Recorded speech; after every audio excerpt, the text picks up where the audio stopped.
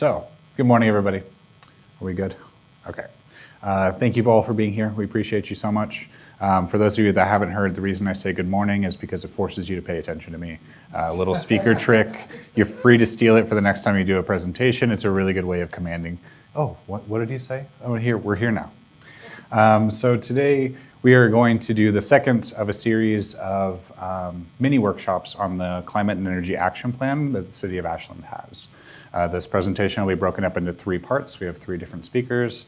I'm going to start off and talk a little bit about brief history, then we'll move over to the city to do some updates, and then finally we're bringing someone in from the community that's doing work in this field.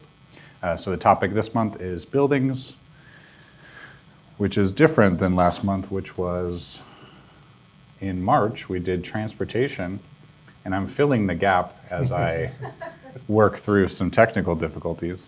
But in May, we worked on transportation. So this is a continuation of our series.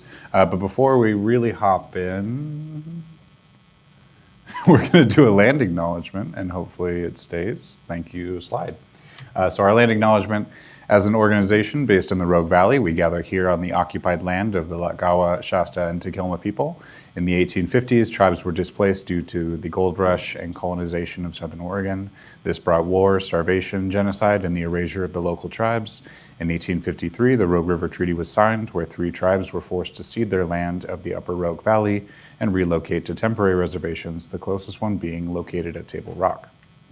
We recognize that we are on stolen land and will work to protect our community, the climate, and environment for future generations. Oregon is home to 9 federally recognized tribes. However, there are many more that do not hold this status. We hope that with this land acknowledgement, you will research the land you reside on, work with us to honor the original caretakers, and to protect our environment and the community in the work that we are doing. So, as I mentioned, the agenda tonight, we have myself talking about kind of a brief history of the CEAP and different elements of the CEAP. We're going to kind of start to peel back a 130-page document, which is why this is not just one meeting, it's going to be several as we try and break that down. Then we'll have Chad with the City of Ashland to give us an update on kind of what's happening since the early days of the CEAP. And then finally, we'll hand it over to Lydia Dolman, who's doing construction in the area and a lot of climate resilient construction, and can speak highly on the building aspect that we're drilling down in tonight.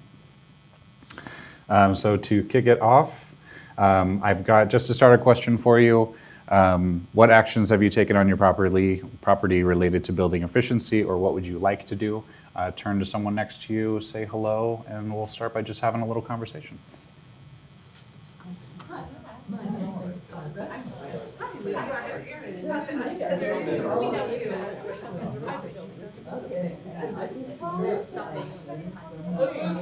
What have you done for your building lately? I think I accidentally put slide transitions on mine.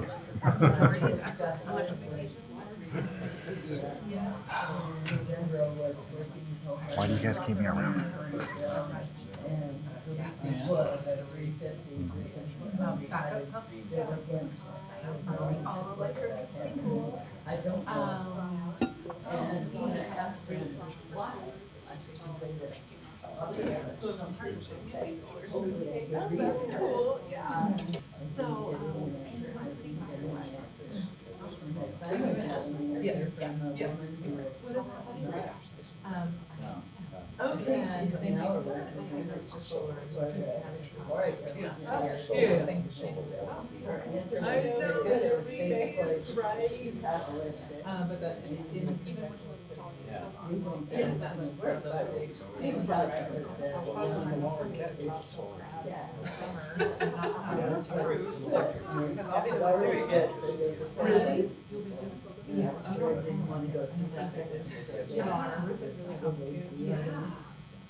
So you have a walk?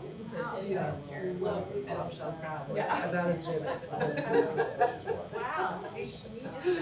And then it's interesting. So I just figured when we got married, instead of subjecting our children to okay, so it was a trade-off between doing the thing that I know that we will make before you start to retrofit. Yes.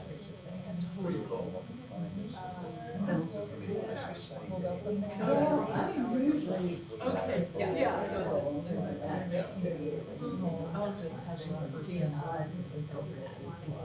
Got it. Yeah. And we've added words, things like that. Yeah. Yeah. Oh, sure. Totally. Oh, for sure. Totally get it. Yeah, so was that, Our house that we were up where it was so far. I think it's a lot of city. And most of them. Yeah.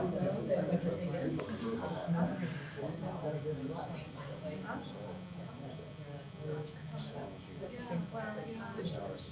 yeah, I mean, as far as Ashland, oh, wow, yeah.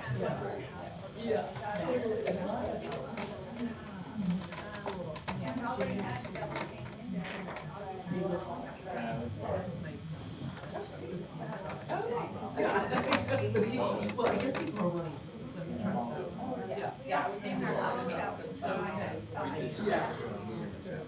Alrighty. The worst part of my job is interrupting conversation, but we'll start to bring it back.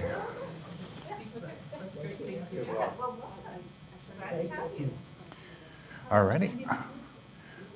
Hopefully that was a good start to conversation as we start to think about buildings and development and the things we can do with our buildings. But to kick us off, I want to talk a bit about the origins of the Climate and Energy Action Plan that the city put forward. So back in 2015, the city started to have conversations recognizing and pretty forward thinking at the time, hey, we're gonna need a comprehensive plan on dealing with the effects and causes and consequences of climate change. For time period reference, 2014 is about when SOCAN was formed as a nonprofit. We had started a couple of years earlier, but really Ashland was kind of on the forefront. There wasn't many cities that had done a plan like this at the time. We were one of the first, so we kind of had to make the model ourselves. And then as time moves on, we move into 2016. One of the first things the city did was form a citizen-led committee for the Climate and Energy Action Plan.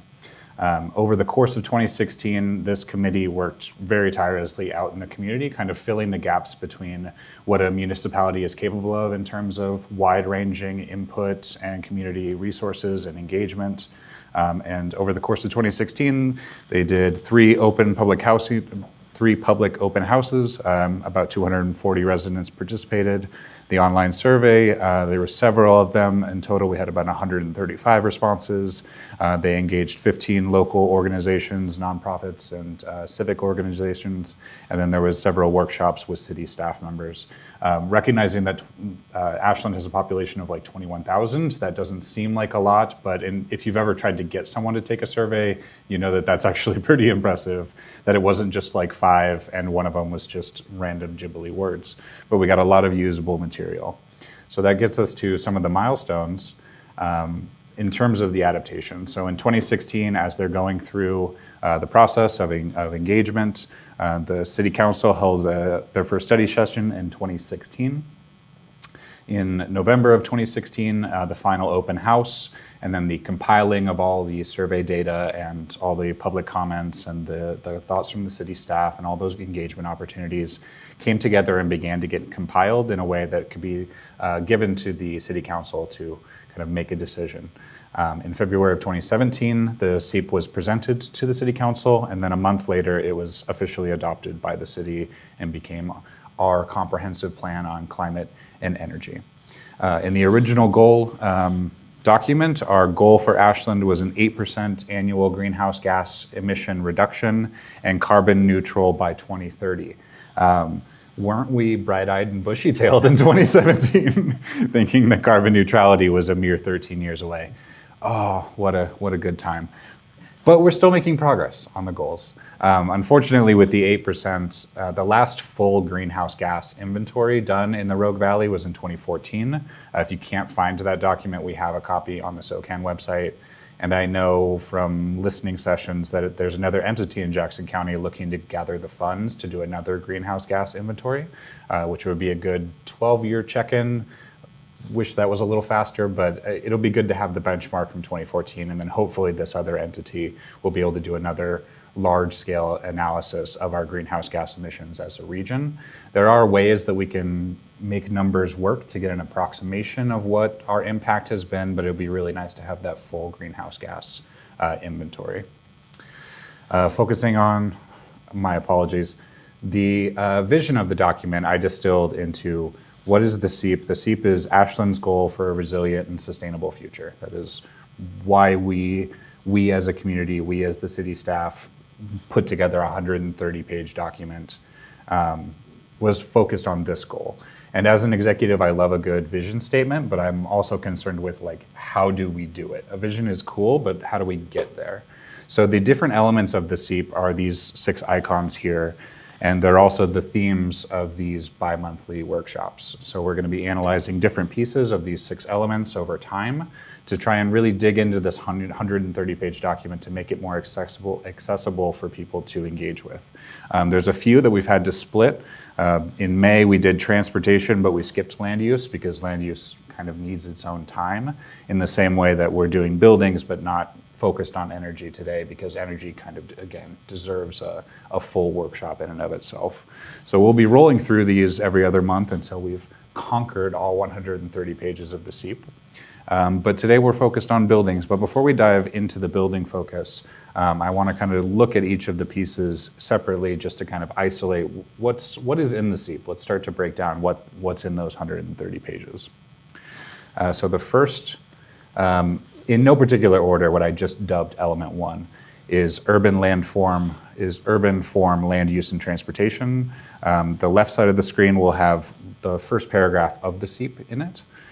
So the CEAP defines this element as the form and function of land and transportation systems, including ways to reduce greenhouse gas emissions through urban planning, design, improved land use practices, and clean and effective transportation systems. And then each of the elements has strategies of how we're going to accomplish the block element. So the strategies for the land use and transportation are support better public transit and ride sharing, so we can think about the electric car share over by Pony Expresso, RVTD put in a new line for Ashland that unfortunately is going away. So 1 step forward, 2 steps back. The second line, make Ashland more bike and pedestrian friendly, thanks to our friends Ashland Climate Collaborative and the Streets for Everyone. I've been doing great work getting that civic engagement and the utilization of that space, which furthers the argument that we need more and more of it. Support more efficient vehicles. Again, there was plenty of tax credits available for electric cars. Hurry up and buy one before the end of the year if you have not. Hopefully those will come back. Support for more climate-ready development and land use, increase the efficiency of city fleet vehicles and employee commuting. I was doing a project with the Parks Department recently, and they just acquired 3 electric park carts. So instead of driving through Lithia and pumping gas directly into the plants and animals and people, they now do it electrically. And they're really fast and really quiet, and if you get to see them, they're pretty cool. And then the reason the document is 130 pages is because each of these strategies has sub-strategies. So UTL 1.1, UTL 1.1.2, 1.3, 1.4. So we won't dive into each piece, but come back for the next workshop on land use and transportation. We'll learn more. But the second element we'll tackle in the CEAP is public health and safety and well-being. So the CEAP defines this area as health and assistance programs for disenfranchised populations, including preparing health, social, and emergency systems for climate change. A few of the strategies within: manage ecosystems and landscapes to minimize climate-related health impacts, promote a sustainable local economy that minimizes emissions and vulnerability, minimize public health impacts, and minimize public safety impacts. At the state level, the Oregon Health Authority has been putting quite a bit of money into the Rogue Valley to start to recognize that climate change is causing a lot of health impacts, most obvious smoke, but there's a lot of different impacts that we need to be considering. So it's really mindful that we have a health section in our action plan. The third element is definitely my favorite as a business major: consumption and materials management. So the life cycle of goods and materials, including opportunities to reduce emissions associated with manufacturing, use, and disposal. Some of these strategies are far simpler than they might seem initially. Reduce consumption of carbon-intensive goods and services, also known as don't use Amazon. Support sustainable and accessible local production and consumption, also known as don't use Amazon. Expand community recycling and composting, don't buy plastic stuff from Amazon. Reduce food waste. I mean, Amazon doesn't sell food, do they? If you're buying food on Amazon, please don't do that. Hopefully they don't do that one, but reduce food waste, improve the sustainability of city operations and purchases, which means city employees shouldn't buy things on Amazon, correct? So there's a lot of ways that we can actually impact consumption. It's our purchasing habits. It's the buy local ethos. It's not just about economies. It's also about the transportation effects of emissions. Sending a $10 doohickey from China to here it's a lot of externalities that we need to be considering. But I'll get off my horse on that one, and we'll look at natural systems. So air and water and ecosystem health, including opportunities to reduce emissions and prepare for climate change through improved resource conservation and ecosystem management. The first of the strategies is to promote ecosystem resilience, manage and conserve community water resources, conserve water use within city operations. My favorite of this one is the second strategy. I don't know how many of you are wanderers of the streets of Ashland, but I consider myself a wanderer. I wander frequently. And there's been way too many times where I'm walking down the sidewalk and I realize that this business has their automatic sprinklers turned on. A, it doesn't even look like it needs water. And B, it's usually raining in the spring, and these automatic sprinklers are just going in the rain. And I wish someone would inform the business owner that there's a natural sprinkling system already happening, so we can conserve water and we don't have to water the mulch that is being watered by that sprinkling system. So there's a lot of ways that we can still improve what we're working on.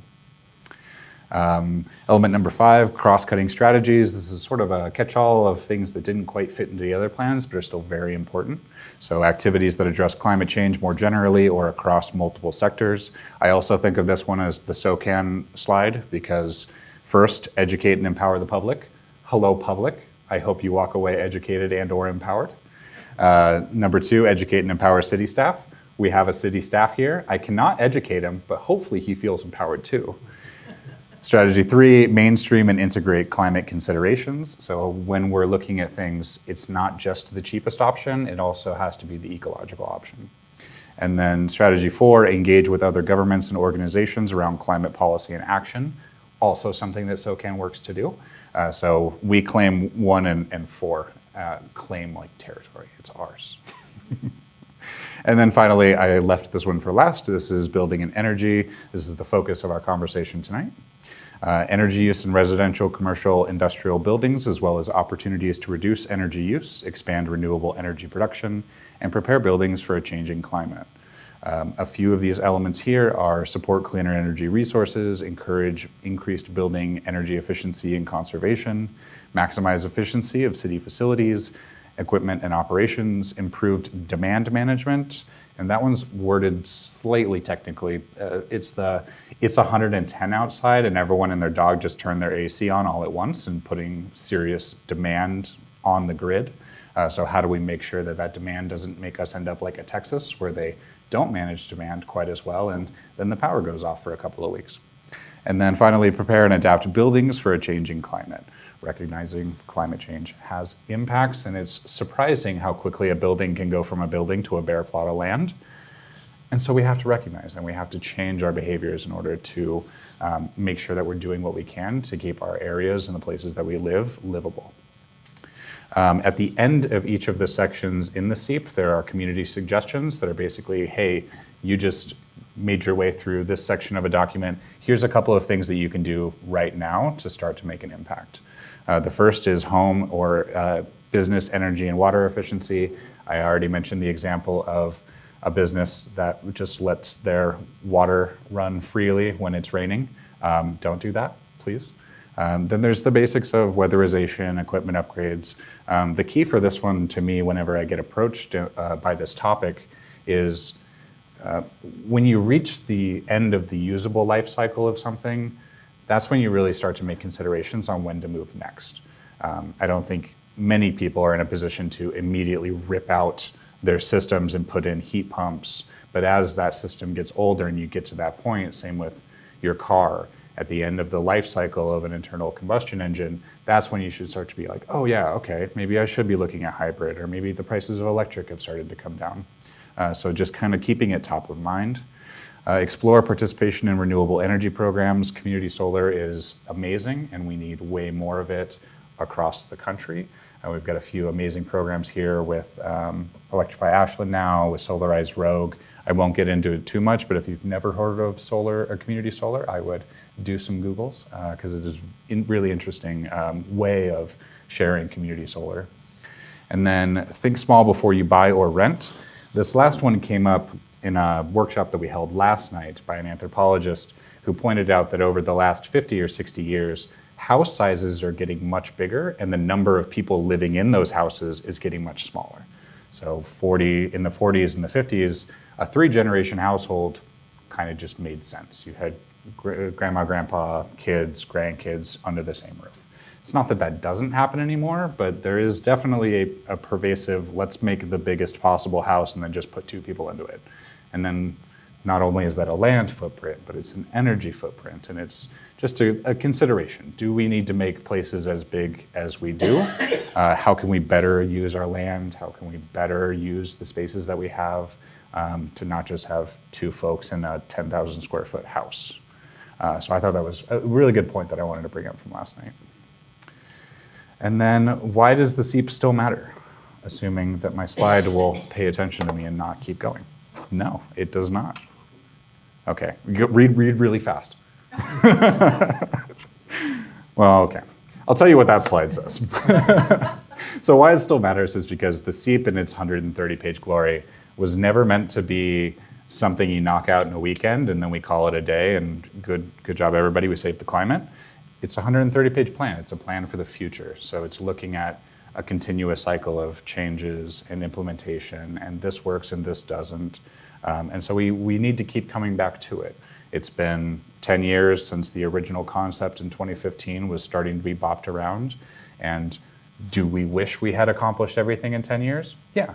Have we still accomplished good things in 10 years? Yeah. And that's the progress that we're all striving for. Climate change is not a marathon. It is not a sprint, it is a marathon. And so we have to take it slowly, and we get our wins where we can get our wins. And that's why I think the CEAP is still important, and it's important to reintroduce these elements in this workshop series. So with that being said, you can try one more time to read it quickly before it goes away, and we'll switch to our next speaker. So our next speaker is Chad Woodward with the City of Ashland to give us an update on how the CEAP is progressing now. And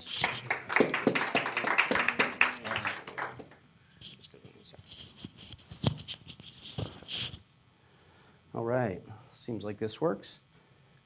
In listening to Daniel, I appreciate all you had to say. It was great, and I realized I was thinking about myself in this presentation and my reflection on the CEAP, and it's just like my childhood self. I didn't color well inside the lines, so I will color outside the lines a little bit as far as the parameters of this presentation and in my interpretation of the CEAP. So as mentioned, I work for the city. I'm the climate and energy analyst. And that position essentially was created by the CEAP to help move forward and implement some of those goals and ideas. So without further ado, we'll jump into some building talk.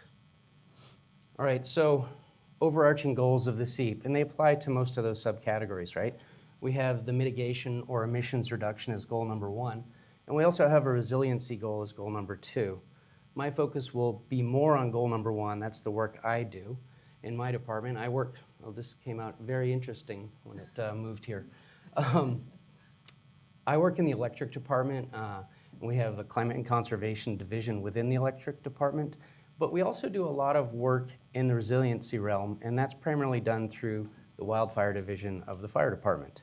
And they're definitely both extremely important elements, and there is some overlap. A lot of times resiliency efforts are good mitigation efforts. A well-sealed and insulated home is going to reduce your smoke infiltration, which makes you more resilient to the climate. The fact that we have hotter and hotter days means you're more likely to need an air conditioning unit, which makes it much more sensible to get a heat pump instead of an air conditioning unit and a furnace. So they can build off each other, but again, we'll talk mostly about goal number 1, and I'll talk more about why. This is a slide I introduced, at least the image portion at the last meeting in May, and this is me coloring outside the lines of the CEAP again here, trying to refocus and redirect our energy so that we can focus on the emission sources as opposed to categories. Sometimes it's easier to look at and work on those, and the case of buildings, we're really talking about number 1 and number 3 there, natural gas and electricity. Our energy sources, those are our 2 major energy sources for buildings. And by far, I think the number 1 priority for the city is the decarbonization of our buildings. And I say that because when you purchase a car, the average life cycle of a car in your ownership is about 6 years. If you purchase a furnace, it's more like 12 to 15 years. So it sticks around longer. The numbers are really similar between natural gas and electricity in terms of emissions, but that longevity of that appliance in the home means it's slower to get to the end game. Similarly, natural gas is much more important to focus on than electricity conservation because there's 10 times the emissions from natural gas. So again, decarbonization is number 1 in transportation, but number 1 in our buildings too. However, we do still focus on the electric side of things and have for a long time. Yeah, I'll do questions during, that's great. If you want, yeah, did you? Well, I just wondered when you list priorities and you end up with tertiary, but on the column for greenhouse gas emissions metric tons, the biggest one is tertiary, number 9. And it seems to not jive well with the intentions that you're stating. Think about primary, secondary, and tertiary as the ability to impact locally with local measures and efforts from a city perspective. We can't tell Amazon to do all the things that they do, which is a lot of our food and goods. And to answer Daniel's question, they did buy Whole Foods, so you can use that in your next presentation. Electricity, we've been working on increasing energy efficiency for a long time, and we've long had good solar incentives. So we still do work in that area. And then one thing that the CEAP touches on, and I'll go through these in more detail, is how do we get better participation? The low to moderate income, the rentals, those are the hard markets to hit. How do we increase that? And I have, I think, some good news on that front today. So we have 5 strategies, and these are actually actions here under each of those strategies. So this segues nicely with the slides of Daniel's earlier. And I'm just going to focus on the yellow highlighted ones. So can't emphasize it enough. Promote switching to low and non-carbon fuels is true in 2017, or is true in 2025 as it was in 2017. That one's not going away. And same thing, if we're moving away from fossil fuels, what do we do instead? Clean solar is a great option. The more we can do of that, the better we'll be. And again, so 2 more here on this page of the actions. And I highlighted this just a moment ago, but in 2017, we still knew that we needed to expand participation. And we haven't really bridged that gap. We've been wrestling with that. It's been a hard market to break through into to try to make that penetration. And same with the lease. So I kind of put those 2 together. But those are the 4 biggest ones on this front, but I didn't want to skip over the rest of the building and energies. City facilities, equipment, and operations, that was identified, and it actually is going to be coming to the forefront again. We have a new building study that's being done and a use study, so that will help determine where we locate city staff, what to do. And there is an existing administrative order, I think we spoke about this, our administrative policy, talking about how we are supposed to not use carbon options, if at all possible, in city buildings. And that was passed in late 2018 in response to the CEAP. And then some things, we can actually say we can check the box on that one. Here, expand the current net meter resolution to include or incorporate virtual net metering. And this is big because it goes to exactly the community solar aspect that Daniel was talking about a few minutes ago. So we've actually done that. We have virtual net metering, and that's a critical element to be able to have that community solar program launch and be useful. Go ahead. I'm so sorry, what is net metering? So you gain electricity from the sun on the solar power. It's located on this library, but I want to credit the benefits from those solar panels generated here to your house all the way across town. So that's essentially net metering. We're saying we're going to do the math over here of the pluses and take it off your bill over there across town. So that's basically it in a nutshell. One more area, this is a little bit outside the lines as well, but when we think about resiliency, a lot of the notions for building resiliency are located within that urban form, land use transportation segment. So regulating new development with wildfire overlays and construction techniques. And I'll get into a couple of areas as to how we're addressing that in a moment. All right, so how are we doing things? We have a few different ways we try to go about doing these things to move us forward on our CEAP path. One is the carrot approach, and we have a couple of elements within the carrot approach. We have our incentives. These apply to both residential and commercial units. Some of our most popular and the ones that apply to buildings would include the heat pump incentive, a heat pump hot water heater, weatherization, and the solar. And on the solar, just to go back to that net metering aspect, that's typically the first or second biggest benefit to an installation of solar. The federal tax credit, which is going away, is the other major one. We do have a minor cash incentive of $600 for an installation, but getting to basically balance your electrical load at March 1st at the end of the year, using all that sun that maybe you accumulated excess of in July and August, and being able to take credit for that during the dark months, that's how we can really make that solar help pay for itself a little bit more. Then there's this category I came up with called services and actions. This is a difficult category to think about because there's so many things the city does. We come at it from different avenues. We have the actual community outreach, customer interaction through our home energy reviews.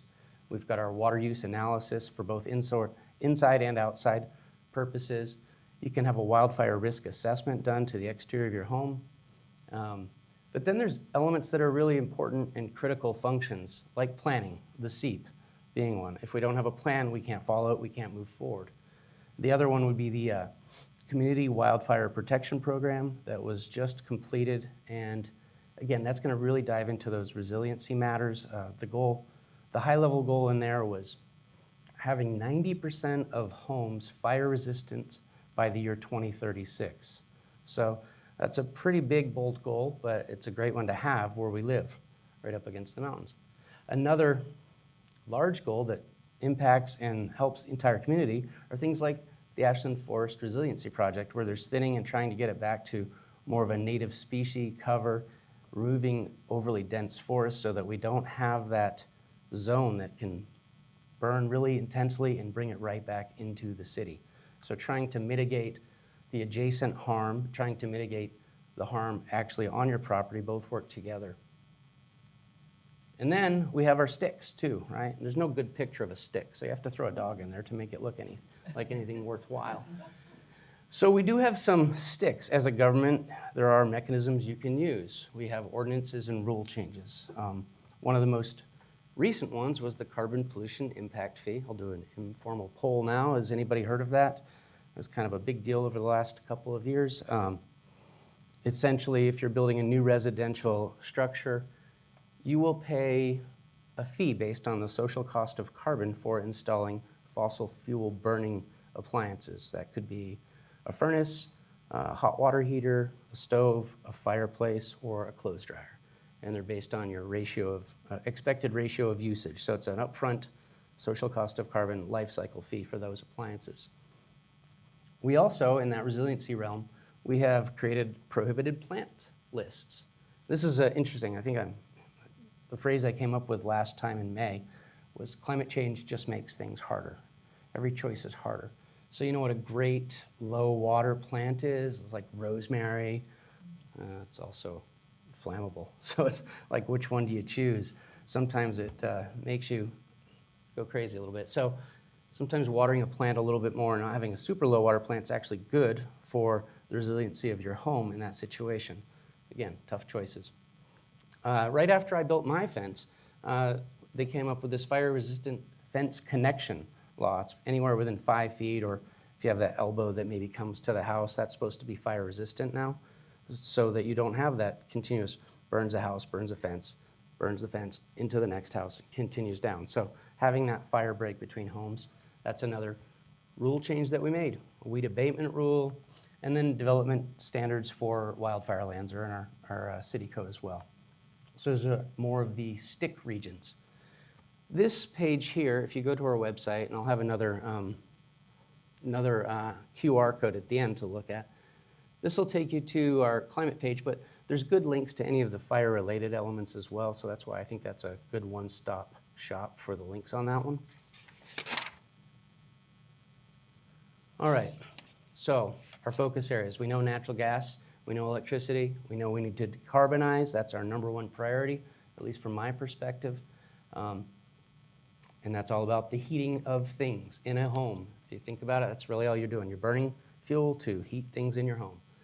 And we need to increase our participation. And how are we going to do all of these things that we're trying to do? What are we currently doing, and what are we going to do moving forward? Well, since the CEAP, I threw this in here just to show you the change. I said we used to work more in electric energy conservation, and that's still true, but you can see the green bars going up. That's us working more and more in the fuel switching realm. How do we get you to electrify your house and get rid of those fossil fuels and decarbonize? And we've also seen a great increase in solar on the ground. So this is 6.5 megawatts of installed solar so far. This is the cumulative total here, and these are the annual totals for the last number of years that we've installed, which is a pretty good ratio. I think that generates just over 9,000 kilowatt hours a year, and the City of Ashland purchases about 175,000 kilowatt hours a year on average over the last number of years. So it's making a dent for sure, and if we grow that at least 1 megawatt a year for the next number of years, let's see what happens. Can you repeat the city's annual usage? It's about basically 176,000 kilowatt hours a year. That's the community or the city itself? That's what we purchase from Bonneville and then distribute it out amongst all the customers through our 12,800 electric utility customers. So when you say solar, you're just referring to photovoltaic? Does that include solar thermal? No, we don't see much solar thermal these days. That's there were some studies out there about, is it just more efficient to do photovoltaic and then use it for your multiple uses, including especially now with heat pump hot water heaters? Yeah. The world's changing. If it was the 70s and 80s, early 90s, that solar hot water was more of a thing for sure. All right, so what are we doing? We are going to continue our existing incentives and policies, and we can talk a little bit more about those if there's questions on what those look like. But again, it's the big ones. It's the heat pumps and the heat pump hot water heaters for your building. Those are the two major things, with the heat pumps being by far the largest. We have a brand new project that's been authorized, and this helps dig into that rental zone where we have a rental unit retrofit incentive project, and that is a decent chunk of money that will help to provide up to 100% of funding at up to the $1,500 rate per unit, and that can be for the actual appliance, whether that be a mini split and or the installation costs, to try to really make it easier. And the units that work well for this, that are in rental units, are called pass-through heat pumps, or typically what they have now, what we would replace, is a resistant electric heater with an AC conditioner on there, an AC unit on there. And so you swap it out for a heat pump, and now your efficiency goes from 1 to 2.5 or 3, 100% to 300% change on those to really reduce the electric bill. And we do need to reduce our overall electric consumption, because as we move forward, we electrify our cars, we electrify our heating, we have a little bit of population growth. I just did a little bit of math on this the other day, and I came out with we'll be closer to about 325,000 kilowatt hours needed, not taking into account technological advances. Because those heat pumps, which we talk about as being 300% efficient, are likely going to get higher. There's 400%, 500% efficient heat pumps. So it's pretty cool stuff that's going on with the technology. This one I'm going to talk about a little bit more at the very end as well. We're going to be launching a new home energy score program, and that will allow you to obtain a free home energy score in the city. It's grant funded, and we should be able to do about 200 of those homes. And I'll be meeting and hopefully launching that in the next month to 2 months, so that we can get people out there and motivate people to see what could I do? How can I change my home? Where is the best place to make those changes in here? And I'll go over a home energy score example. And then a financing option. we've been talking about this one in geological time at this point, I believe. This is called the RESP loan, Rural Energy Savings Program, and we are moving at even more of a glacial pace in the current administration because the staffing is lower. But when it comes, not if, when, it's going to be a really nice program to be able to take out a loan on your electric bill and finance those energy efficiency measures or clean energy measures or decarbonization measures. And that'll be up to a $25,000 loan that you can take, and that will help hopefully create access for individuals who maybe don't have access to a traditional loan and a traditional credit check. All you'll need to do is have paid your electric bill on time for a set number of months, likely 12, or we might have 2 criteria for that when it finally launches, 12 payments in a row or 32 out of 36 in the last 3 years, so that you don't overly penalize people for missing one. Things happen, right? I thought I saw a hand. Okay, we'll go back. Focused on property owners? Technically, so practically, more property owners will take part, I bet, because in order for it to happen, you'd need to have a landlord agreement as well. So just an extra layer of complexity on that.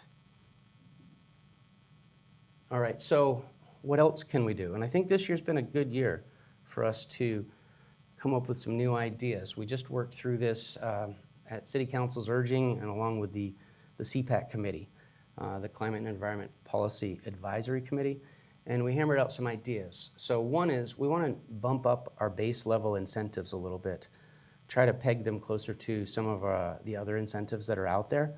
For instance, mini split is $600 incentive from the city. That'll go up to $800 if we do this. It may even go a little bit higher based on a recent change. The hot water heat pumps, it was currently $600, but we might go all the way up to $1,400 on that. And this gets even more exciting with the next slide overview. And then a heat pump is a $900 incentive, but that's going to hopefully go to $1,560.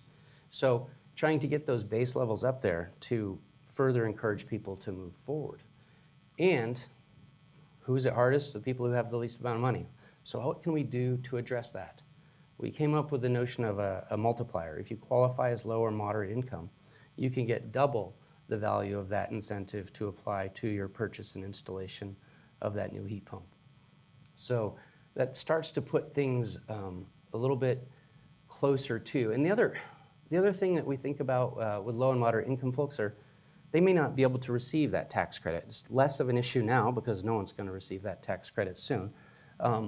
But how do you make it a fairer playing field, right? Like if the person was able to get a federal tax credit of blank amount up to 30% up to $3,000 of the total installation cost, but you don't have any tax liability, that doesn't seem terribly fair. So maybe we can help level the playing field and create better access by doing this right here.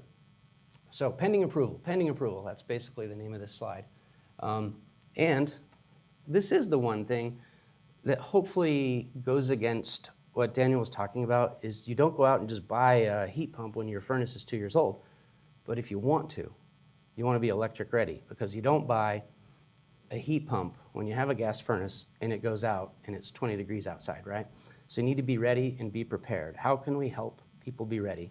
Usually one of the biggest conundrums is not having enough, the proper circuit or enough capacity in their panel. So let's say we'll help you run a new circuit upgrade or we'll help you upgrade your panel. And again, these are based on similar federal tax credits.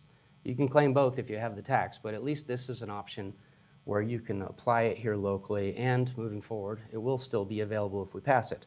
It won't be going away. And the notion here was we'll help you cover it unless you're low or moderate income. Then we'll cover up to 100% up to those amounts right there. So again, trying to get it so, hey, I need to do this. I want to go all electric, but that's not in the cards for me. It doesn't make sense to go out and try to buy a furnace. Well, you could become electric ready. That is something that we can do, can be proactive and help the community move forward. So when you combine all those are three nice things that I think are going to be really beneficial to expanding that reach. Going back to community solar, I swear this was spaced properly originally. There is this new thing called the Solar for All grant. And that is federal funds that are going to be allocated to this, or have been. It's important right now. These distinctions matter quite a lot. It has been allocated. That process is moving forward where the state will be doling out, they have $87 million to give to communities. It'll be spread out differently based on if you're a publicly owned utility or a consumer-owned utility like the Ashland Electric Department. So we will, in all likelihood, be applying for a grant there. We've already done hopefully we'll look good on paper. We already have done a study of where we might be able to put up to 1 megawatt. We already have the virtual net metering in place, so these are things that other communities might have to scrape out and try to create in advance of the application. But we're ready on those fronts, so hopefully that makes us stronger in our application. And if we can do that, the intent, again, is to try to find ways to get this back, and the grant has a requirement that it has to go back to the low, moderate income community as well, at least a portion of it. So you can do that, and we may have, if we're able to do this, we may have enough excess where you could purchase shares of that solar panel to help do the virtual net metering on your bill, thereby purchasing locally generated clean energy. All right, so my goals, these are created by me. And how do you get there from here, right? Well, when I think of natural gas, I looked at the number of meters that we have. There's the commercial meters and then there's the residential meters. And this is all we have to do. For residential, we just need to have 300 homes a year on average transition to electric power from gas. And that will take care of all the gas connections in the city. And for businesses, we just need 30 businesses a year to transition to electric power from gas for those next 25 years. Probably should rewind a little bit. The CEAP goals also had an ultimate goal in 2050.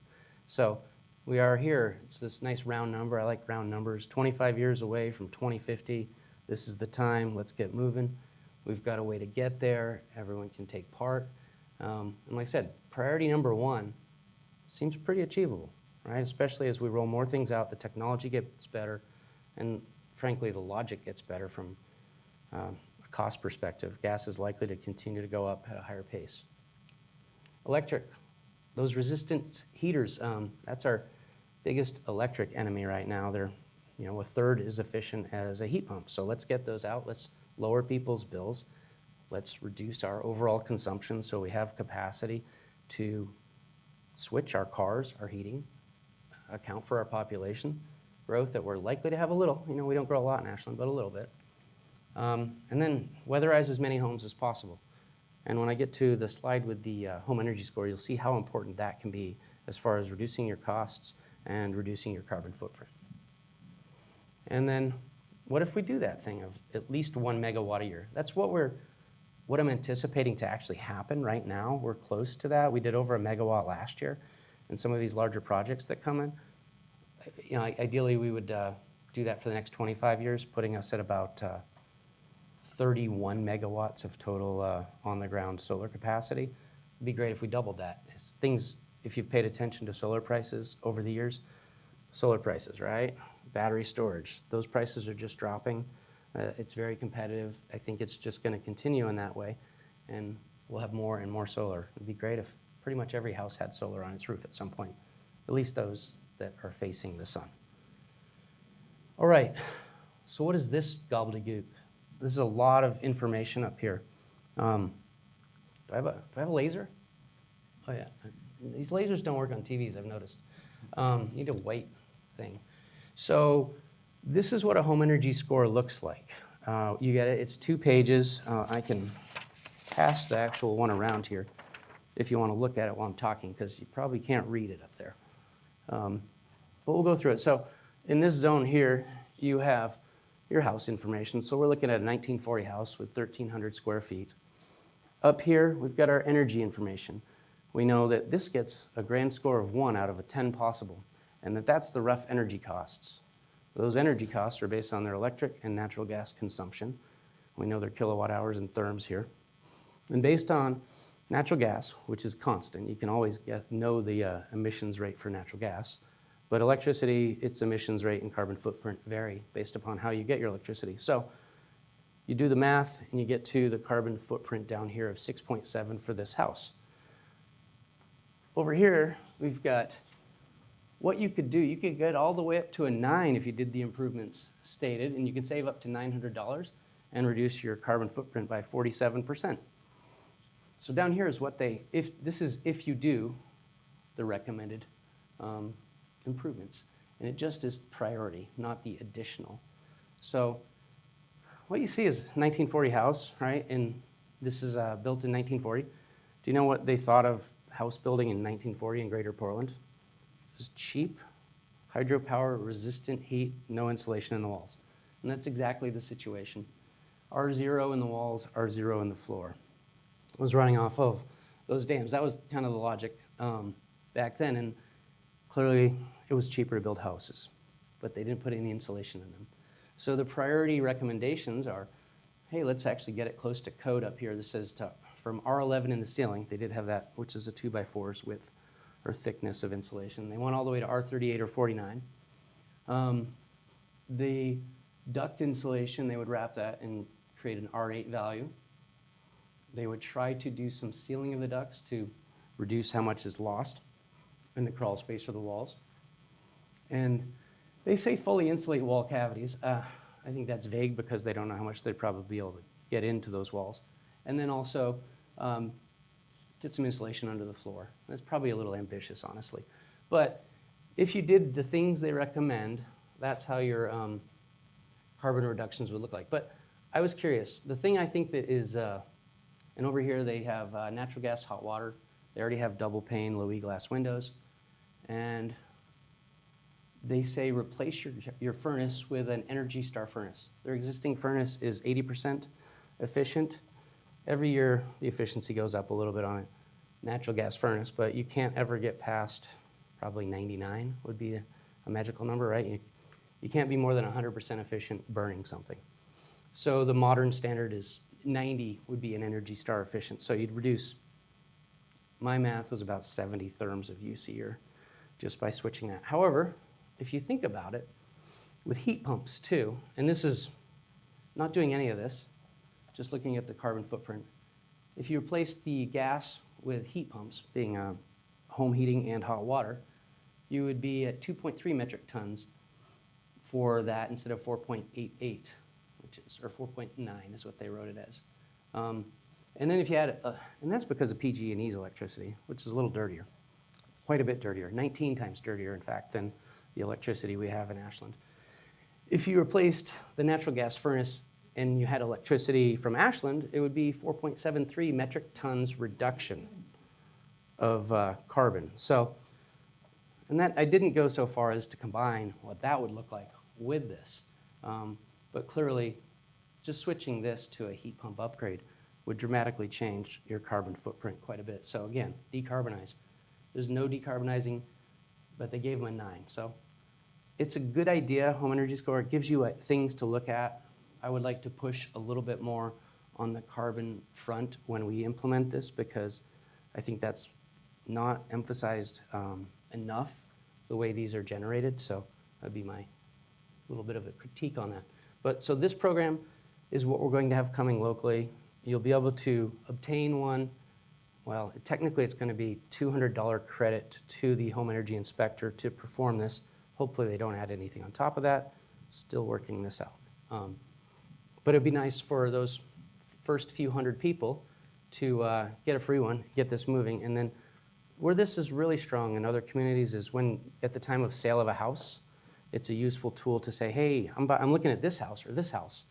Let's say house A is pre-retrofit and house B is this. So now you know, actually over the course of 30 years, multiply that savings times 30, that's your true life living cost in that home. Sort of like a walking score. It gives you a way to level the playing field amongst some of those energy measures within the home. Chad, I've got a question. Okay. I love this. Love it. Okay.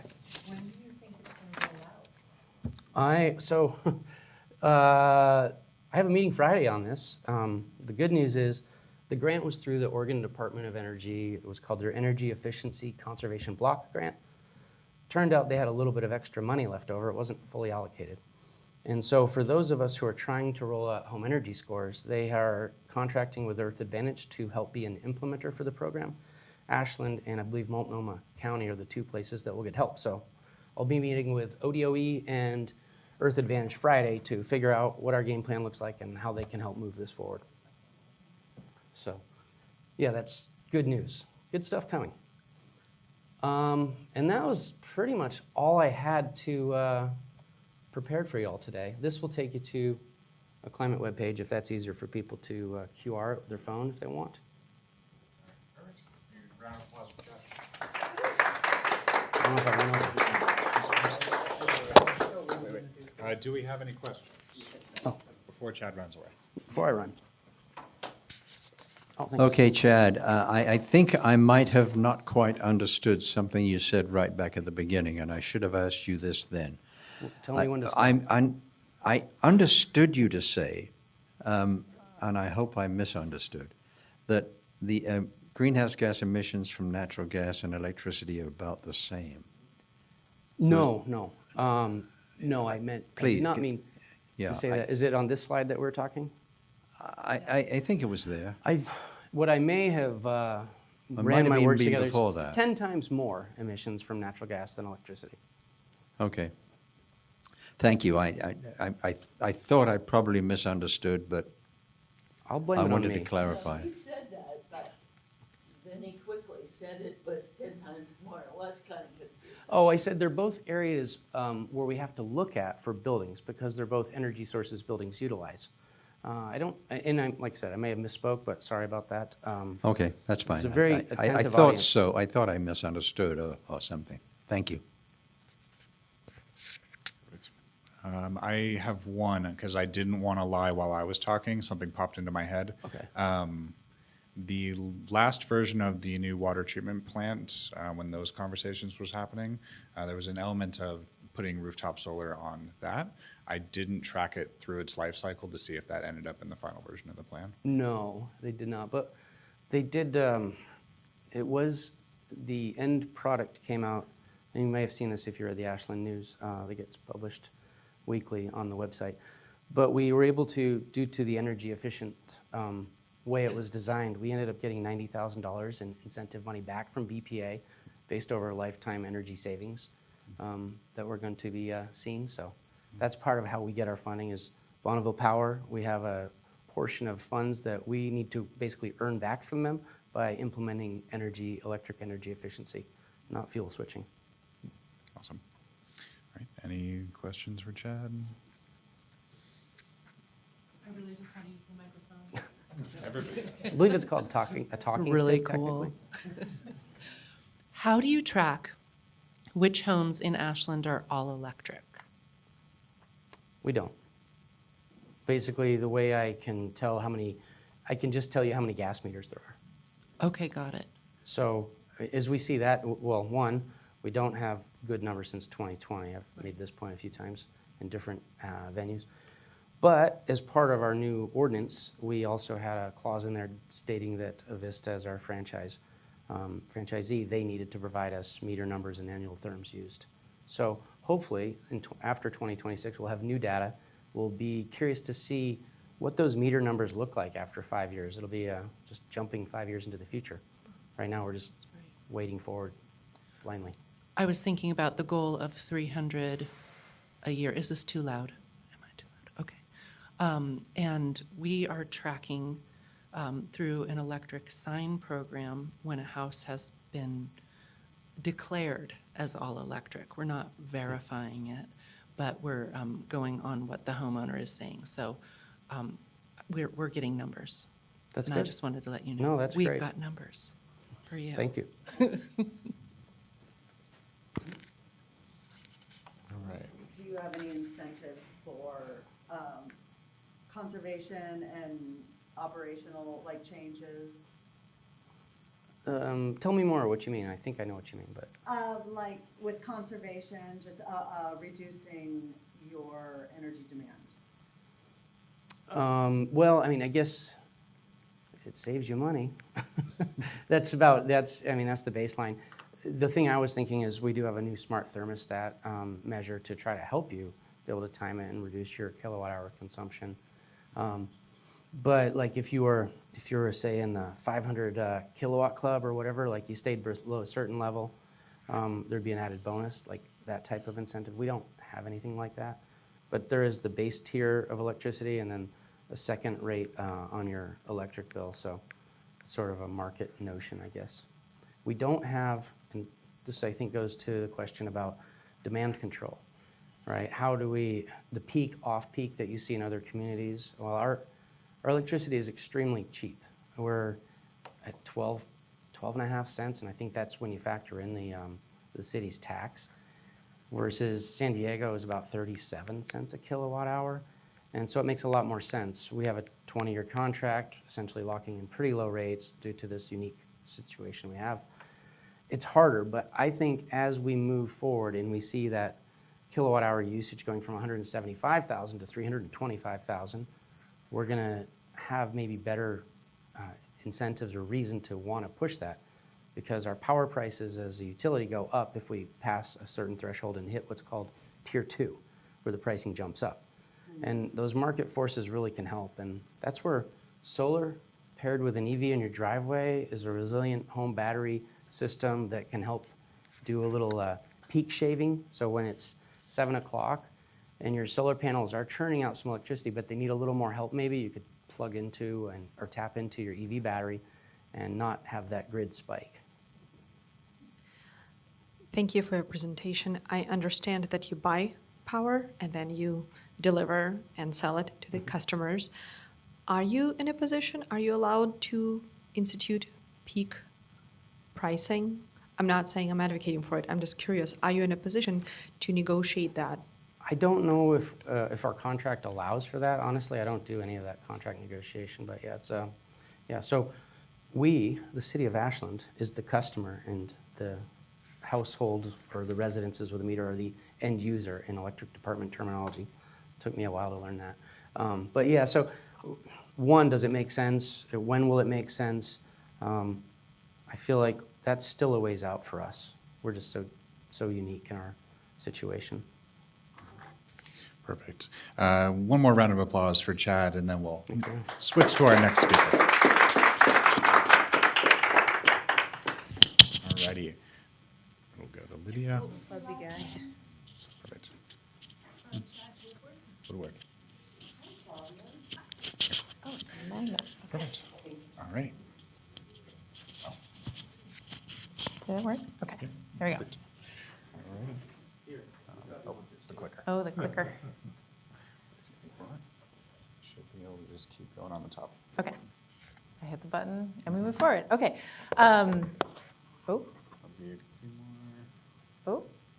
Okay. So my name's Lydia Dolman. I have a natural building company based out of Talent, but we work all over the Rogue Valley. And I'm going to talk to you a little bit about how natural building is a tool to mitigate climate change. And for those of you who are like, what is natural building? To just give you a broad picture of what that is natural building is a subset of green building. And what green building is essentially just taking energy efficiency and the environment into account. But natural building takes that multiple steps farther. And part of it is that it checks all of these boxes here. So the primary aspect of natural building is that your materials are non-toxic, both in production and end use. So if you did a whole cradle to grave life cycle analysis of the materials that we list as natural building materials, is that they would be non-toxic throughout that whole process. Also locally sourced, which again mitigates some of the transportation energy costs of materials and also fosters a more robust local economy. Minimally processed, again mitigating energy costs of processing materials. And low tech. So one great feature of the low tech aspect of these wall systems I'm going to talk about is they're great tools for community involvement and also for owner equity in homes. So I primarily work probably 99% of the time with owner builders so that they not only understand and participate in the project and the process of building their house, but they're also earning equity by mitigating the labor costs. And they're also fire resilient. So usually I'm going to talk a lot about straw. A lot of people have the idea that straw burns. Loose straw definitely burns, but compressed straw in a bale is incredibly fire resilient. So I won't touch on that too much, but when we talk about having to rebuild certain areas due to loss of housing stock like we lost in the Alameda fire and all up and down the West Coast. Being able to rebuild with something that not only sequesters carbon and is energy efficient, low toxic, minimally processed, locally sourced, all of these things, but is also incredibly fire resilient. So the wall systems that I'm going to talk about, there's a whole myriad of different natural materials that you can build a building out of. I'm going to talk about the fiber-based systems, because fiber is good for you. And also a term, like from a global perspective, people refer to this as bio-based materials. And these systems are straw bale, which hopefully most of you have heard of. Then there's light straw clay, which is a little bit less well known here, and hempcrete, which is a new material that's kind of, people are very, very excited. And then these last three, dense packed cellulose is a natural fiber material that a lot of people use in their homes. And that has been used for a very long time. And now we have access to wool that we can use to insulate, and also wood fiberboard. So I'll go into some details about those.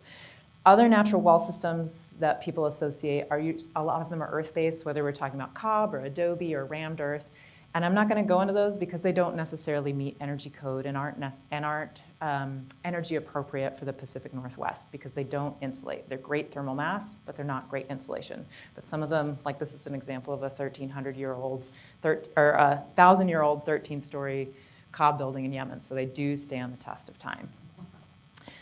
So really, the bulk of this presentation is about how amazing straw is. So straw sequesters 60 times the carbon it requires to grow it. So this makes it the best carbon sequestering material to build your house out of or to build a commercial building out of. And like we just kind of talked about, the energy use of buildings is that the building sector consumes nearly half of the energy produced in the United States. So if we can mitigate this little number with simple little choices that we make while we are constantly ever building as we do, we could have a really good carbon climate impact. So end-use consumption of energy by homes, I'm going to have a bunch of graphs and then we'll get into different pictures, is that if we kind of break these down, and this is all about conventional structures, is that you can see the dark blue is space heating, and that consumes the most energy. And then we have air conditioning, which surprisingly takes less energy than that, and then water heating. So really what you're looking at is the energy going into your home is basically to heat your air or your water. And then the rest of it is mostly lighting. And it'd be interesting to compare a lighting study from back before we did everything with incandescents. So for the carbon impacts, when I talk about that umbrella of green building, when people are like, oh, let's build an energy efficient home. And usually the materials that we're looking at for energy efficient homes from that perspective are usually these materials that insulate incredibly well for a short distance. You can have a very thin material that insulates immensely. And those are the spray foams and the polystyrenes. And those from how your building will perform, energy perspective, perform really well, but from a carbon perspective, launch tons of CO2 into the atmosphere. And then you can look at the bottom of this graph, and you have things like straw bale and hempcrete and cork, which isn't domestically produced here, and dense packed cellulose and wool, and all of these are essentially carbon negative, where they are drawing carbon out of the atmosphere and you're storing it into your building. So it's a way of sequestering carbon out of the atmosphere and launching it into a building. So got a few more graphs here. So if you look at climate change in buildings, is that you're really looking at operational emissions and then also embodied emissions. And so the operational emissions is essentially the heating and cooling of your building over the life cycle. And in this example, we're looking at a 100-year span for buildings, which is an ideal builder's goal, that you want to build a building that's going to last 100 years. So for the most part, the conventional approach to it is a 30-year building, which parallels the life cycle of your mortgage.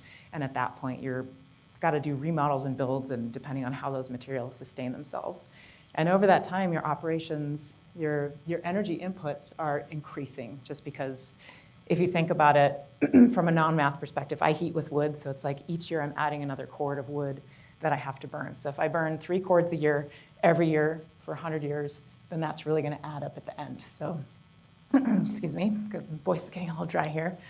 So really the operation cost for conventional building is you've got 60% of your carbon is locked up in or has been launched in the atmosphere through the materials and construction, and then the rest of it is through operations. And the same thing if you're looking at the whole building sector, is it's 90%.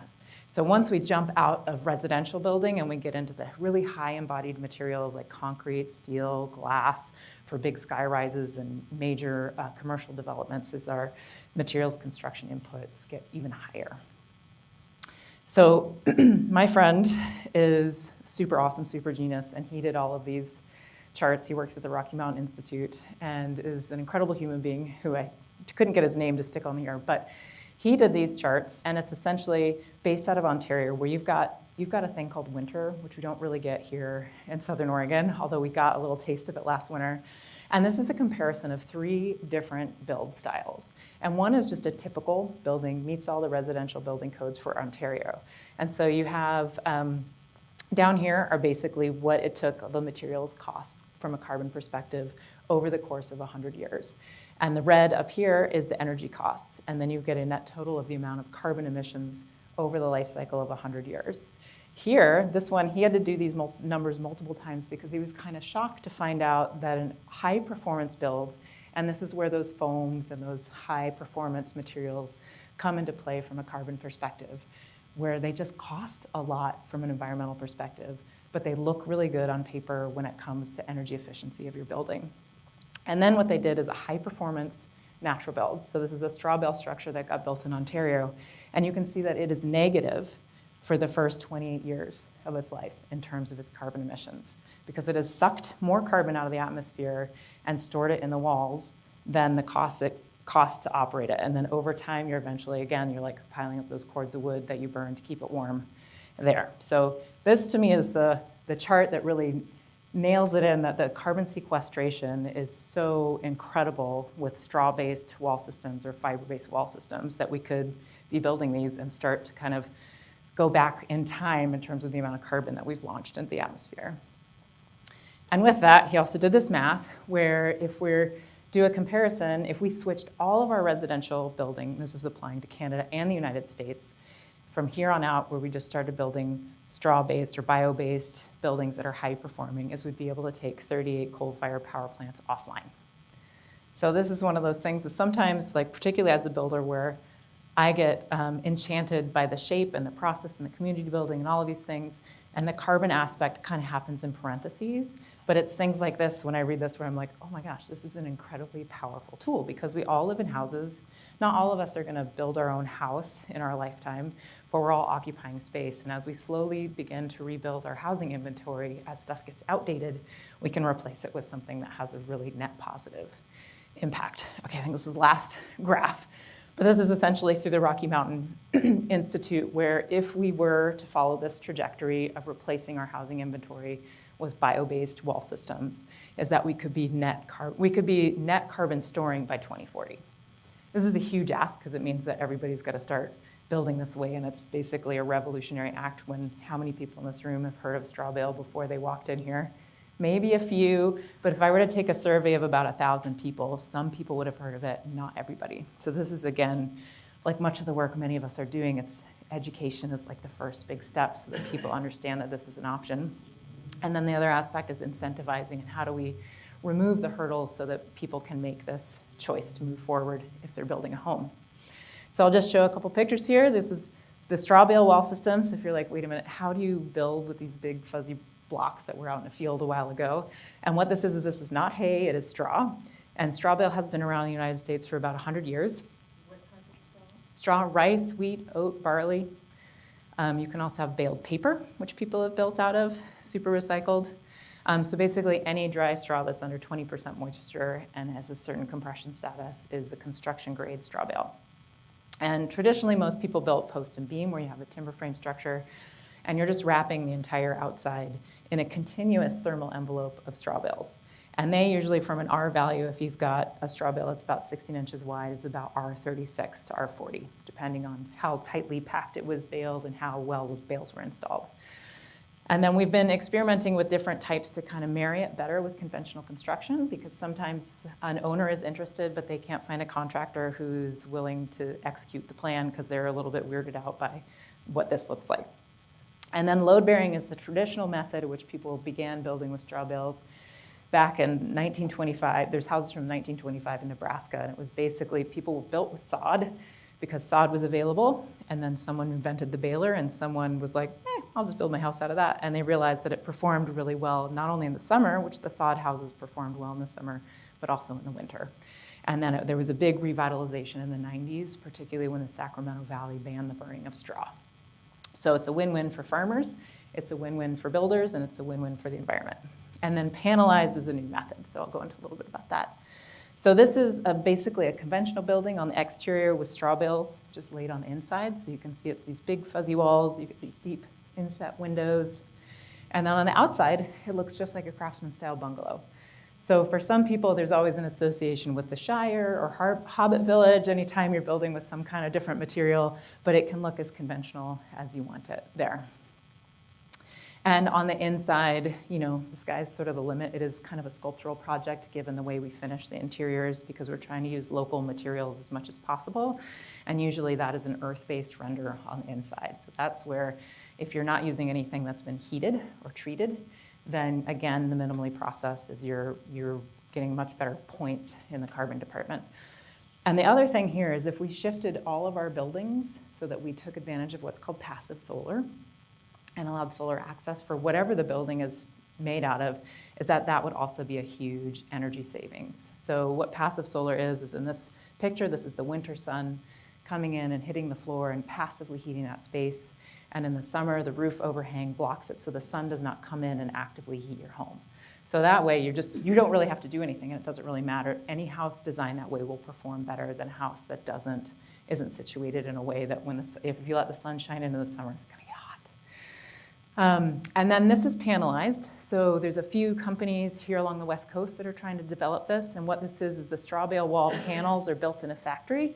So you're not prohibited by what the climate is doing. So sometimes we have a little bit of hesitation here because we have rainy season and we don't have the longest outdoor building season. And then they come out on a crane and plop up all your walls in a day. And then you can tilt up your truss package and dry that in and essentially have your whole housing skeleton built in like a week, depending on how complex the design is. Whereas when you're there tilting up walls and doing things in place, not only do you have to contend with the weather, but it also takes a lot longer because you've got ladders and all sorts of things involved. And it's also incredibly fire resilient. So there are a handful of case studies from California wildfires of straw bales that have been designed well, lots of defensible space, lots of hardened exterior, metal roof, good detailing, no ember intrusion, and they have done incredibly well.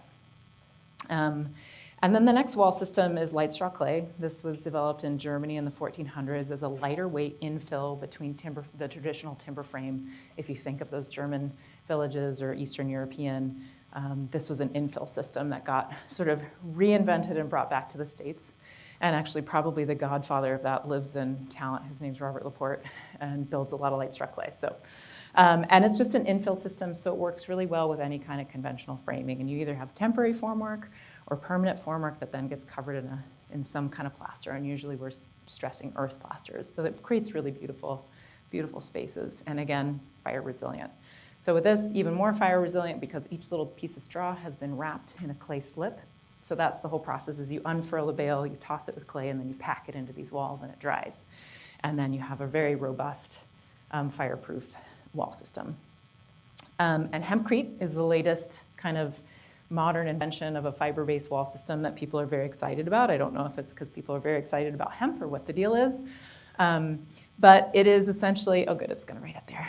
It's from the hemp herd, and it's not from the CBD, the medicinal plants that are grown around here. It's from the fiber-based plant, and it's a waste product that then gets tossed. It's these little tiny chunks. These are the herds that get broken up, and it gets tossed in a lime mix. So it's a little bit more energy intensive. Lime is kind of akin to Portland cement, where it gets, I could nerd out about the chemistry of it, but it gets heated up and then it cures in the wall.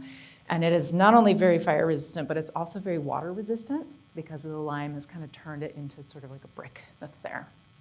And also, again, makes for very beautiful, beautiful spaces.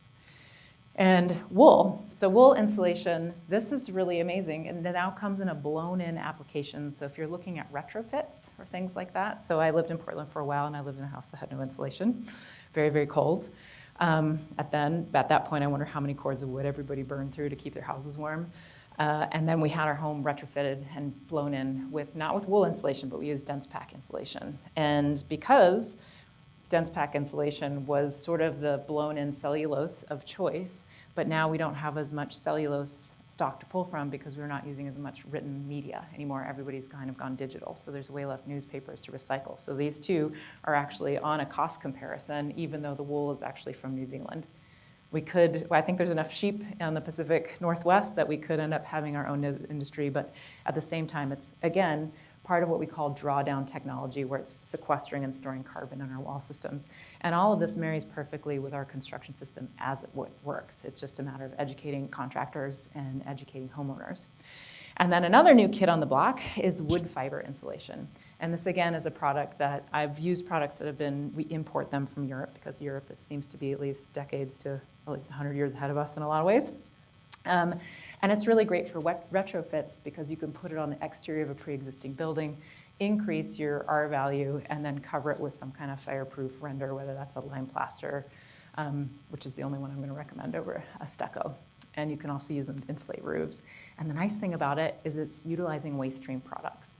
So there is domestic manufacture of this material on the East Coast, and they're actually looking at starting a plant in White City, which I'm really hoping will happen, because under ideal conditions, if our logging industry evolves to do sustainable and selective harvest, imagine taking a waste product from that and being able to apply it into, as Medford and the surrounding areas are continuing to grow. And then there's the community building aspect. So again, stressing that low-tech aspect of natural building. So this is on Ashland's first multi-family straw bale fourplex. That's right on Whitman. And we had a huge bale raising with 50 people coming and putting 500 bales in place over the course of a weekend. And that way, people are getting educated, people are getting inspired, they're participating, and it's also, because it's fun, even though it's very dirty, fun to do, was we're also mitigating the labor costs and building community. And same thing, there's also sculptural and fun aspects of the natural building that some people are really drawn to. And then I could talk a lot about the indoor air quality when you're using clay plasters. That is really a benefit to people breathing because it regulates humidity in a wonderful way, because we could also talk about sick building syndrome that stems from a lot of our highly processed kind of toxic materials that we're using to finish the inside of our buildings. So this is a big claim, but I think it's possible that buildings could be the sixth best carbon sink. So if all of our housing was filled with something that sequestered carbon, and we times that by the number of houses and commercial residences in the United States and beyond, is that we could be mitigating climate change through the act of creating shelter, or human habitat restoration is how I think of it. And this is the quote that motivates me. David Graeber is a really great thinker, mostly looking at economies, but I think it really applies to buildings, is that the ultimate hidden truth of the world is that it's something that we make, and we can just as easily make it differently. So that is the end. I have a bunch of references if anybody wants to read more or look at more graphs. And that's it. So I'm sure you have, normally this presentation is like 45 minutes, so I condensed it. So I bet you have some questions. So fire away. We'll do a round of applause. Yeah. All right, I have the talking stick, so. Okay. Questions? So you talked about wood fiber and as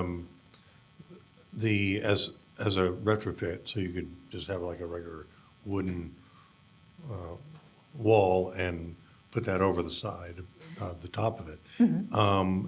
But the fireproofing is extra, correct?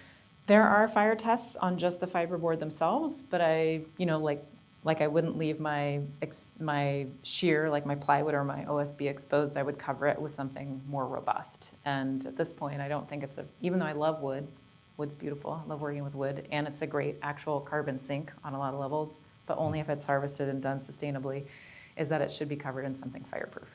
Okay. So whether that would be more conventional hardy board or some kind of lime plaster, that. And then with all of these wall systems, we stress breathability, because as soon as you superimpose something like a concrete stucco that has a lot of acrylics and things that make it not breathable, is then you get water vapor that doesn't move through a wall the way it's supposed to, and it gets stuck, and you can end up with issues.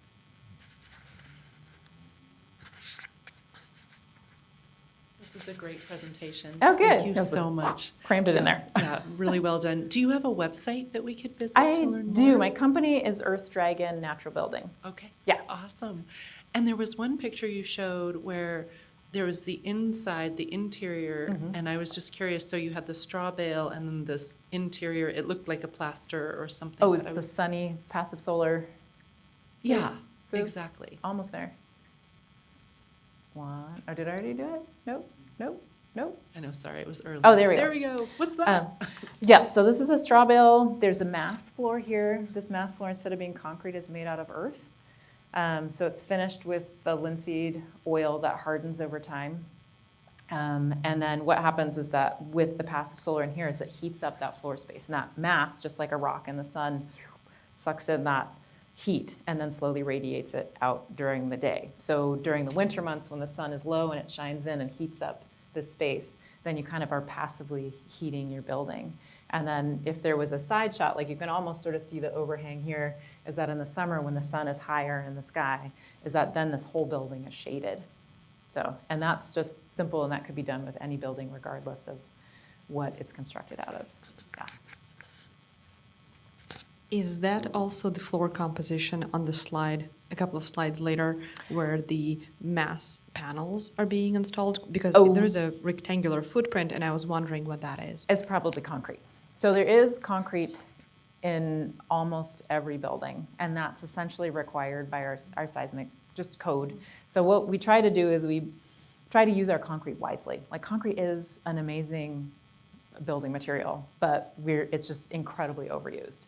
So the goal is that if we can use it just to support our walls or to be a whole slab that the floor sits on, but we're ideally making that mass as utilized as possible, that's the best way to go. Yes, but that one is concrete.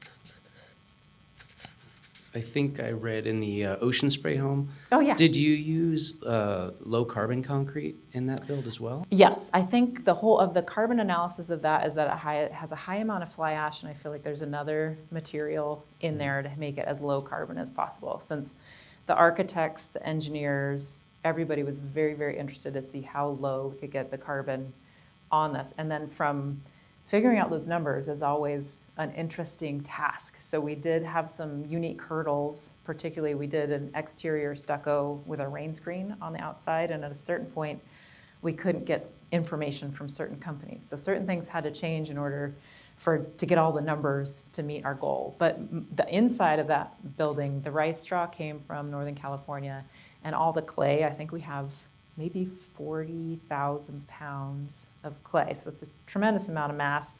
So once that building is warm, it just stays warm, and all of that's from Gold Hill. And then a follow-up statement. I love that RMI graph that showed the net carbon. I'd love to see that graph with a cold climate heat pump instead of natural gas heat. Yeah, which is probably just what was happening in Ontario, because he wrote me and he's like, actually that graph is really old. So there's more updated stuff. And the Rocky Mountain Institute has a ton of information that's just really helpful, and particularly if you like numbers and things like that, to look at all of these different analyses of carbon in buildings. Thanks very much indeed. Kathy and I built a platinum Earth Advantage certified home 12 years ago. I think if I had heard your presentation before we did that, we would have potentially gone straw bale. Jim Ryland has been harassing us probably yearly since then. There's one thing that you didn't mention, which I want to throw in on your side of the ledger. Folks will hear the timber industry people telling us how, when you build with wood, carbon is sequestered in your house.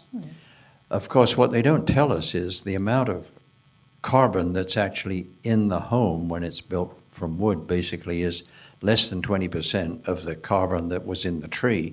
Whereas with the straw bales, I would guess there's a considerable amount more than 20% of the carbon that was in the grass that's actually in the house. So that's definitely on your side of the ledger. Yeah, and it's a double whammy because it's a waste product. So wood 2x4s are not a waste product, and they're not also annually harvested. Although I did get in a big debate at somebody at ODF that wanted to call them an annual crop. I was like, nope, doesn't work that way. There was one question. When the home, the straw bale home has completed its residential life cycle. What happens to the straw? Well, this is my favorite thing, is that I rarely need a dumpster on the job site. So in the end, so if it's completed its life cycle and nobody's living in it, and you're like, oh, I guess we're gonna demolish or deconstruct, ideally deconstruct the building, is if you were to peel off the plaster on both sides, is that you would have golden straw bales ready for either another construction project or compost in the yard. So most of my waste products from job sites can just go into my garden, which is very different than what happens with most other building materials. So Right, I'm the either- wood homes, they generally speaking, just burn it, Yeah.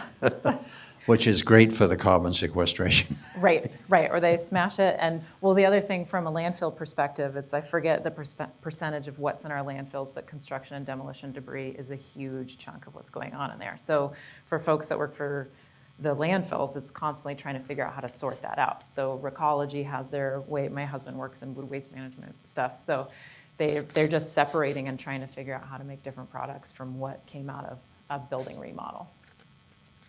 Perfect. Well, we are past time, and so I think we should do one more round of applause and let you all run away back to your lives. Thank you so much. And we